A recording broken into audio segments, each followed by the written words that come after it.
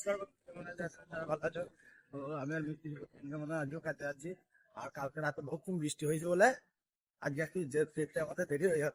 রাস্তায় কাটা হয়ে গেছে আমাদের পাকা রাস্তায়। ট্রাক্টর চলে বলে মাছ পোকানো দেরি হয়ে গেল। কি বলে দেখি বগলে মানে পালিয়ে আসবো, কাজ করবো না। তো আমার দুটো মিস্ত্রি ওপরে আছে, ঘরের পাঠা মারছে, আর আমি আছি নিচেই।